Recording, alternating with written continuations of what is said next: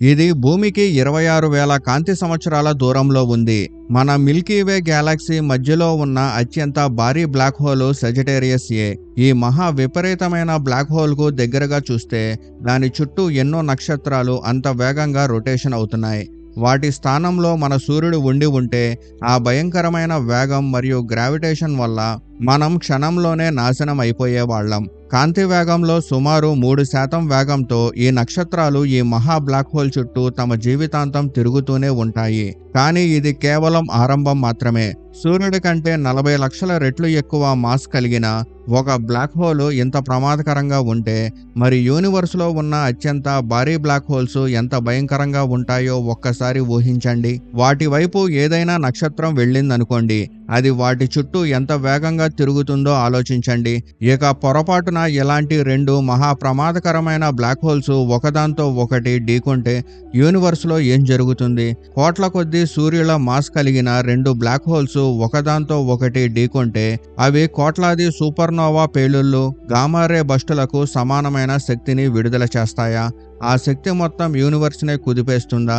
లేక అంతటి మహా విస్ఫోటనం జరిగినా మనకు అసలు తెలిసే అవకాశం ఉండదా? అయితే ఈ ప్రశ్నలకు ఈ వీడియోలో డీటెయిల్డ్గా సమాధానం తెలుసుకుందాం. ఈ ప్రయాణంలో మనం యూనివర్స్లోని అత్యంత భయంకరమైన 2 బ్లాక్ హోల్స్ టాన్ 618 మరియు ఫీనిక్స్ ఏ వైపు వెళ్తాం. అక్కడ వాటి మధ్య జరిగే అత్యంత విధ్వంసకరమైన ఢీకొనడాన్ని మనం కళ్ళారా చూస్తాం. ఈ రోజు మీరు మొదటిసారి ఆ విధ్వంసాన్ని ఊహించబోతున్నారు. అది యూనివర్స్లోని స్పేస్ టైం అనే స్పేస్ టైం అల్లికనే చీల్చేసేంత శక్తివంతమైంది. ఆ ఎఫెక్ట్లో ఏదైనా గ్రహం చిక్కుకుంటే దానికి ఏం జరుగుతుందో తెలుసుకునే లోపే 1 సెకన్ కన్నా తక్కువ టైంలోనే పూర్తిగా అంతరించిపోతుంది.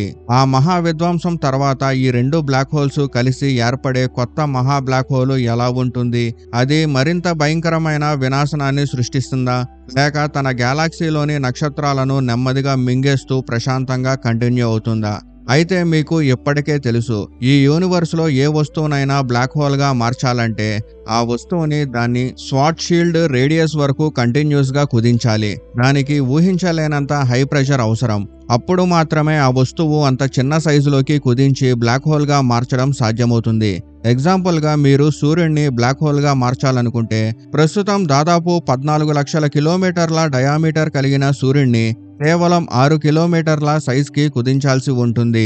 అప్పుడు మాత్రమే ఒక సోలార్ మాస్ కలిగిన బ్లాక్ హోల్ ఏర్పడుతుంది. ఆ బ్లాక్ హోల్ సైజు కేవలం 6 కిలోమీటర్ల అయినా దాని గ్రావిటీ మాత్రం సూర్యుడి దానికే సమానంగా ఉంటుంది.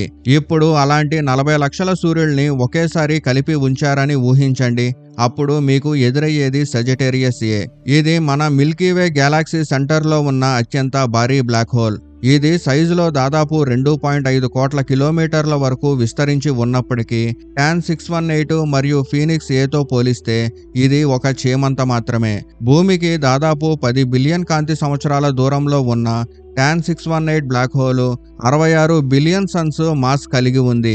అంటే సెజిటేరియస్ ఏ కంటే సుమారు 16,500 రెట్లు ఎక్కువ భారీది. ఒకసారి ఆలోచించండి, మన మిల్కీవే గ్యాలక్సీ సెంటర్లోని అత్యంత భారీ బ్లాక్ హోల్ కంటే కూడా వేలాది రెట్లు భారీది. కానీ అది కూడా అంతిమం కాదు. భూమికి దాదాపు 6 బిలియన్ కాంతి సంవత్సరాల దూరంలో మరో సూపర్ మ్యాసివ్ బ్లాక్ హోల్ ఉంది. దానిని ఫిజిక్స్ లిమిట్స్ కు ఛాలెంజ్ విసిరే బ్లాక్ హోల్ గా భావిస్తారు. నేను మాట్లాడుతున్నది ultra massive black hole Phoenix A గురించి. దాని మాస్ 100 బిలియన్ సూర్యులకి సమానం. ఒకవైపు మన సూర్యుడు మొత్తం సోలార్ సిస్టమ్ మాస్లో 99.8% తనలో కలిగి ఉన్నాడు. మరోవైపు ఈ భారీ బ్లాక్ హోల్ అలాంటి 100 బిలియన్ అంటే 10,000 కోట్ల సూర్యుల మాస్ కంటే కూడా భారీగా ఉంది. అలాగే సెజిటేరియస్ ఏతో పోలిస్తే ఇది దాదాపు 25,000 రెట్లు ఎక్కువ మాస్ కలిగి ఉంది. దీనిని మరింత సులభంగా అర్థం చేసుకోవాలంటే భూమిపైన ఉన్న ప్రతి ఒక్క మనిషి చేతిలో ఒక్కో సూర్యుడిని పెట్టి అందరినీ ఒక భారీ తూకం మిషన్ పైన నిలబెట్టారని ఊహించండి. మరోవైపు ఫీనిక్స్ ఏను ఉంచితే భూమిపైన ఉన్న మనుషులందరి చేతుల్లో ఉన్న సూర్యులు మొత్తం బరువు కంటే కూడా ఇది 13 రెట్లు ఎక్కువ బరువు ఉంటుంది. ఇది నిజంగానే మన ఊహాశక్తిని మించిపోయే విషయం. ఇప్పుడు ఒక అత్యంత అభివృద్ధి చెందిన టైప్ 3 సివిలైజేషన్ను ఊహించండి. అనేక గ్యాలాక్సీస్ ను తన కంట్రోల్లో ఉంచుకున్న ఆ సివిలైజేషన్ ఒక ఆలోచన చేస్తుంది. ఈ రెండు మహా బ్లాక్ హోల్స్ లో దాగి ఉన్న అపార శక్తిని పూర్తిగా ఉపయోగించుకోవాలనుకుంటే ఎలా ఉంటుంది? వీటిని ఒకదాంతో ఒకటి ఢీకొట్టగలిగితే యూనివర్స్ లోనే అత్యంత భారీ శక్తిని విడుదల చేయించచ్చుగా అని నిర్ణయిస్తుంది. దానికోసం వాళ్ళు ఈ రెండు బ్లాక్ హోల్స్ లో ఉన్న గ్యాలాక్సీల్లోనే ఒకదానితో ఒకటి విలీనమయ్యేలా చేసే ప్రయత్నం స్టార్ట్ చేస్తారు. చివరి వరకు ఆ రెండు గ్యాలాక్సీలు ఒకదానికొకటి దగ్గరయ్యి పరస్పరం కలవడం ప్రారంభించగానే టాన్ 618 మరియు ఫీనిక్స్ ఏ తొలిసారి ఒకదానికొకటి ఎదురెదురుగా నిలుస్తాయి. ఇప్పుడు గ్రావిటేషన్ ఎఫెక్ట్ తో అవి నెమ్మదిగా ఒకదాని వైపు ఒకటి కదలడం ప్రారంభిస్తాయి. కానీ అవి నేరుగా ఢీకొనవు. బదులుగా ఒకదాని చుట్టూ మరొకటి గుండ్రంగా తిరుగుతూ ఒక భయంకరమైన సెలెస్టికల్ డాన్స్ ప్రారంభిస్తాయి. ఆస్ట్రోఫిజిక్స్ లో ఈ స్టేజ్ ను ఇన్స్పైరల్ ఫేజ్ అని పిలుస్తారు. కోట్ల కొద్దీ సూర్యుల మాస్ కలిగిన ఈ రెండు బ్లాక్ హోల్స్ ఇప్పుడు ఒకదాని చుట్టూ మరొకటి రొటేషన్ అవడం ప్రారంభిస్తాయి. ఇది రెండు బైనరీ స్టార్స్ ఒకదాని చుట్టూ మరొకటి తిరిగే విధానంతో పోలి ఉంటుంది. అయితే ఈ స్టేజ్ లో వాటి మధ్య దూరం ఇంకా అనేక కాంతి సంవత్సరాలే ఉంటుంది. లక్షల కోట్ల సంవత్సరాల పాటు ఒకదానిని మరొకటి చుట్టూ తిరుగుతూ తమ గ్యాలక్సీలోని గ్యాసు, డస్టు, నక్షత్రాల మధ్యగా ప్రయాణిస్తూ అవి క్రమంగా మరింత దగ్గరవుతాయి. ఈ ప్రయాణంలో చుట్టుపక్కల ఉన్న స్టార్స్ తో గ్రావిటీ పరస్పర యాక్షన్స్ కారణంగా తమ ఆర్బిటల్ ఎనర్జీ మరియు యాంగులర్ మూమెంటంను నెమ్మదిగా కోల్పోతాయి. దానితో అవి మరింత దగ్గరకు చేరగలుగుతాయి. చివరికి ఈ రెండు మహా బ్లాక్ హోల్స్ ఒకదానికొకటి ఒక పార్సెక్ అంటే దాదాపు 3.26 కాంతి సంవత్సరాల దూరానికి చేరుకుంటాయి. ఇక్కడే ఒక మహా సమస్య ఎదురవుతుంది. ఈ దూరానికి వచ్చిన తర్వాత వాటి చుట్టూ ఆర్బిటల్ ఎనర్జీని కోల్పోయేందుకు అవసరమైన మ్యాటర్ దాదాపు ఉండదు. ఎందుకంటే వాటి సమీపంలోని చాలా నక్షత్రాలను అవి ఇప్పటికే మింగేశాయి. మిగిలిన వాటిని తమ అపార గ్రావిటీతో గ్యాలాక్సీస్ బయటకు విసిరేశాయి. ఇప్పుడు దాదాపు 3 కాంతి సంవత్సరాల దూరంలోకి వచ్చిన ఈ రెండు మహా బ్లాక్ హోల్స్ ఒక అత్యంత క్లిష్టమైన సమస్యలో చిక్కుకుపోతాయి. చుట్టూ భారమైన మ్యాటరు లేకుండా ఇవి ఒకదాని వైపు మరొకటి మరింత చేరలేవు. అవి కేవలం ఒకదాని చుట్టూ మరొకటి తిరుగుతూనే ఉంటాయి. వాటి రొటేషన్ వల్ల ఏర్పడుతున్న గ్రావిటేషనల్ వేవ్స్ కూడా వాటిని తగినంతగా ముందుకు నెట్టలేవు. ఈ సమస్యను సైంటిస్టులు ది ఫైనల్ పారెక్స్ ప్రాబ్లం అని పిలుస్తారు. అంటే ఈ దూరంలోకి వచ్చిన తర్వాత ఈ రెండు బ్లాక్ హోల్స్ కు మరో ఏదైనా కొత్త మ్యాటర్ అంటే ఒక నక్షత్రం, గ్యాస్ మేఘం లేదా మూడో బ్లాక్ హోల్ సమీపంలోకి రాకపోతే అవి తమ ఆర్బిటల్ ఎనర్జీని ఇకపైన విడుదల చేయలేవు. దాంతో అవి ఎప్పటికీ ఒకదాంతో ఒకటి ఢీకొనే స్టేజ్కి చేరుకోలేవు. రిజల్ట్ గా ఈ రెండు సూపర్ మ్యాసివ్ బ్లాక్ హోల్స్ ఇదే దూరంలో శాశ్వతంగా నిలిచిపోతాయి. సైంటిస్టుల అంచనా ప్రకారం వాటి బయట నుంచి ఏదైనా భారీ వస్తువు ఎఫెక్ట్ చేయకపోతే అవి 10 బిలియన్ సంవత్సరాలు గడిచినా ఇదే విధంగా ఒకదాని చుట్టూ మరొకటి తిరుగుతూనే ఉంటాయి. కానీ ఎప్పటికీ విలీనం కావు. అప్పుడు ఆ అత్యంత అభివృద్ధి చెందిన టైప్ 3 సివిలైజేషన్ మరో నిర్ణయం తీసుకుంటుంది. ఈ సమస్యను పరిష్కరించడానికి వారు మూడో బ్లాక్ హోల్స్ ను అక్కడికి పంపిస్తారు. ఆ మూడో బ్లాక్ హోల్ గ్రావిటీ ఎఫెక్ట్ తో ఫైనల్ పారెక్స్ ప్రాబ్లం సాల్వ్ అవుతుంది. దీంతో ఈ రెండు మహా బ్లాక్ హోల్స్ మళ్ళీ తమ ఆర్బిటల్ ఎనర్జీని విడుదల చేయడం ప్రారంభించి ఒకదాని వైపు మరొకటి వేగంగా కదలడం మొదలు పెడతాయి. ఇప్పుడు అవి ఒకదానికొకటి అత్యంత దగ్గరగా చేరుకున్న క్షణంలో అసలు తాండవం ప్రారంభమవుతుంది. ఈ దూరంలోకి వచ్చిన తర్వాత అవి అంత వేగంగా తిరుగుతాయి. వాటి రొటేషన్ వల్ల స్పేస్ టైం ఫ్యాబ్రిక్ లోనే భయంకరమైన గ్రావిటేషనల్ వేవ్స్ ప్రొడ్యూస్ అవుతాయి. ఇది ప్రశాంతంగా ఉన్న నీటిలో ఒక భారీ రాయిని విసిరితే నీటి మీద సర్కిల్స్ రూపంలో అలలు వ్యాపించే విజువల్ లా ఉంటుంది. అదే విధంగా ఈ రెండు మహా బ్లాక్ హోల్స్ అతి వేగంగా తిరగడం వల్ల స్పేస్ టైం ఫ్యాబ్రిక్ లో గ్రావిటేషనల్ వేవ్స్ అన్ని డైరెక్షన్ లో వ్యాపిస్తాయి. ఈ టైంలో వాటి రొటేషన్ వేగం ఎంత ఉంటుందో తెలుసుకుంటే మీరు ఆశ్చర్యపోతారు. ఒకదాని చుట్టూ మరొకటి కాంతి వేగంలో 50% నుంచి 60% వరకు వేగంతో తిరుగుతూ ఉండే అవకాశం ఉంది. వాటి చుట్టూ ఉన్న యాక్రిషన్ డిస్కులోని అత్యంత వేడి ప్లాజ్మా ఒకదానితో ఒకటి పెనువేసుకొని యూనివర్స్లోనే అత్యంత భయంకరమైన అగ్నిజ్వాలలను సృష్టిస్తూ ఉంటుంది. మీరు ఈ ఇన్సిడెంట్ను కొన్ని కాంతి సంవత్సరాల దూరం నుంచి గమనిస్తున్నారని ఊహించండి. అప్పుడు మీకు మొత్తం యూనివర్సే వంకర తిరిగిపోయినట్లు కనిపిస్తుంది. ఈ విజువల్స్ ని గ్రావిటేషనల్ లెన్సింగ్ అంటారు. ఈ రెండు బ్లాక్ హోల్స్ గ్రావిటీ అంత తీవ్రమైంది కావడంతో వాటి వెనక ఉన్న కోట్ల కొద్ది నక్షత్రాలు కాంతి వంగిపోయి ఒక అద్భుతమైన అగ్ని వలయంలా కనిపిస్తుంది. ఈ అద్భుత నిర్మాణాన్ని ఐన్స్టీన్ రింగ్ అని కూడా పిలుస్తారు. కాలక్రమేణా ఈ కొలిజన్ చివరి దశకు చేరుకుంటుంది. ఆ తర్వాత ఆ హిస్టారికల్ క్షణం వస్తుంది. TAN 618 మరియు ఫీనిక్స్ ఏ తమలో కోట్ల కొద్ది నక్షత్రాల మాస్ని మోస్తూ చివరకు ఒకదాంతో ఒకటి ఢీకొంటాయి. ఢీకొన్న వెంటనే వాటి ఈవెంట్ హారిజన్స్ ఒకదానితో ఒకటి కలిసిపోతాయి. ఆ క్షణంలో వాటి షేపు ఒక వేరుశనగ గింజలా కనిపిస్తుంది.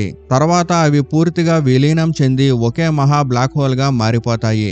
ఇప్పటి వరకు చూస్తే అంతేనా, ఇవి ప్రశాంతంగానే కలిసిపోయాయి కదా, మొదట చెప్పినట్టుగా ఎలాంటి మహా వినాశనం కనిపించలేదే అని మీకు అనిపించవచ్చు.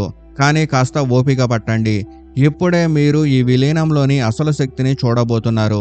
ఇప్పుడు అసలు విధ్వంసం ప్రారంభమవుతుంది. ఈ రెండు మహా బ్లాక్ హోల్స్ ఒకదాంతో ఒకటి ఢీకొన్న క్షణంలో ఆల్బర్ట్ ఐన్స్టీన్ ఫేమస్ ఈక్వేషన్ అయిన E=mc² ప్రకారం ఈ రెండు బ్లాక్ హోల్స్ మొత్తం మాస్లోని ఒక భారీ భాగం కేవలం కొన్ని సెకండ్స్లోనే 100% ప్యూర్ ఎనర్జీగా మారిపోతుంది. ఆ శక్తి ఎంత భయంకరంగా ఉంటుందంటే అది మనం పరిశీలించగలిగే అబ్జర్వబుల్ యూనివర్సులో ఉన్న లక్షల కోట్ల గ్యాలాక్సీస్లోని అన్ని నక్షత్రాల మొత్తం ప్రకాశాన్ని కూడా మించిపోతుంది. కానీ ఇందులో అత్యంత ఆశ్చర్యకరమైన విషయం ఏంటంటే యూనివర్సు చరిత్రలోనే అతిపెద్ద ఈ విస్ఫోటనం మన కళ్ళకు అసలు కనిపించకపోవచ్చు. ఎందుకంటే బ్లాక్ హోల్ లోపల నుంచి కాంతి బయటకు రావడం అసాధ్యం. కాబట్టి విడుదలయ్యే ఈ అపార శక్తి సాధారణ పేలుడు రూపంలో గాని కాంతి రూపంలో గాని బయటకు రాదు. దానికి బదులుగా ఆ శక్తి మొత్తం స్పేస్ టైం ఫ్యాబ్రిక్ లో కనిపించని గ్రావిటేషన్ వేవ్స్ రూపంలో యూనివర్స్ అంతా వ్యాపిస్తుంది. ఇప్పుడు ఊహించండి, ఈ మహా విధ్వంసానికి సమీపంలో ఒక అత్యంత అభివృద్ధి చెందిన సివిలైజేషన్ నివసిస్తుందని. అప్పుడు ఆ గ్రావిటేషనల్ వేవ్స్ వారి మొత్తం గ్రహం ఒక రబ్బర్ మొక్కను లాగినట్లుగా ఒకసారి విపరీతంగా చాపి మరొక క్షణంలో మళ్ళీ బలంగా కుదిస్తాయి. ఆ ఎఫెక్ట్తో వారి ప్లానెట్ సర్ఫేస్ చీలిపోతుంది, పర్వతాలు విరిగిపోతాయి, సముద్రాలు ఉప్పొంగిపోతాయి. మొత్తం సివిలైజేషన్ ఒక కాంతి మెరుపు కూడా చూడకుండానే క్షణాల్లో పూర్తిగా నాశనం అయిపోతుంది. ఢీకొన్న తర్వాత ఈ రెండు మహా బ్లాక్ హోల్స్ కలిసి ఒకే మెగా బ్లాక్ హోల్ గా మారతాయి. దాని మాసు దాదాపు 160 బిలియన్ సూర్యుల మాస్ కి సమానంగా ఉంటుంది. అయితే ఈ కొలిజన్ కథ ఎక్కడితో అయిపోదు. ఆస్ట్రోఫిజిక్స్ లో మరో అత్యంత ఆసక్తికరమైన అలాగే ప్రమాదకరమైన కాన్సెప్ట్ ఉంది. దానిని గ్రావిటేషనల్ వేవ్ రీకాయిల్ కిక్ అంటారు. ఈ రెండు బ్లాక్ హోల్స్ మాసెస్ ఒకేలాగా ఉండవు. అలాగే కొలిజన్ సమయంలో అన్ని డైరెక్షన్స్ లో సమానంగా గ్రావిటేషనల్ వేవ్స్ రిలీజ్ కావు. దీనివల్ల ఒక డైరెక్షన్ లో మరింత శక్తివంతమైన గ్రావిటేషనల్ వేవ్స్ విడుదలైతే వాటి ప్రతిచర్యగా కొత్తగా ఏర్పడిన ఈ మహా బ్లాక్ హోల్స్ కు ఆపోజిట్ డైరెక్షన్ లో ఒక భయంకరమైన రీకాల్ కిక్ అంటే ఒక భారీ పుష్ లభిస్తుంది. ఆ పుష్ ఎంత శక్తివంతంగా ఉంటుందంటే కొత్తగా ఏర్పడిన ఈ భారీ బ్లాక్ హోల్ గంటకు 1,00,00,000 కిలోమీటర్ల వేగంతో తన గ్యాలాక్సీ సెంటర్ నుంచి బయటికి దూసుకుపోవడం ప్రారంభిస్తుంది. ఇక్కడ నుంచి అది మరింత ప్రమాదకరంగా మారుతుంది. ఒక నిమిషం ఊహించండి, 160 బిలియన్ సూర్యుల మాస్ కలిగిన ఒక మహా బ్లాక్ హోల్ గంటకు 1,00,00,000 కిలోమీటర్ల వేగంతో ఏదైనా చిన్న గ్యాలాక్సీ లేదా స్టార్ సిస్టమ్ పక్కగా దూసుకెళ్తే అక్కడ ఎంత భయంకరమైన విధ్వంసం జరుగుతుంది. వేలాది నక్షత్రాలను అది క్షణాల్లో మింగేస్తుంది. ఆ ప్రాసెస్ లో రిలీజ్ అయ్యే శక్తి ఎన్నో కాంతి సంవత్సరాల దూరం వరకు వ్యాపిస్తుంది. చిన్న గ్యాలాక్సీల నిర్మాణాన్నే అది పూర్తిగా మార్చేయగలదు. అది అంత ప్రమాదకరంగా మారుతుంది. ఎలాంటి శబ్దం చేయకుండా, ఎలాంటి కాంతి విడుదల చేయకుండా యూనివర్స్ అంతా నిశ్శబ్దంగా విధ్వంసాన్ని సృష్టిస్తూ సంచరిస్తూ ఉంటుంది. ఇప్పుడు మీరు ఇలా అనుకోవచ్చు, ఇంతటి వినాశనం కొన్ని కోట్ల సంవత్సరాలే కొనసాగుతుందేమోనని. కానీ అది పూర్తిగా తప్పు. వాస్తవం ఏమిటంటే ఏ బ్లాక్ హోల్ ఎంత భారీదిగా ఉంటే అది అంత ఎక్కువ కాలం జీవిస్తుంది.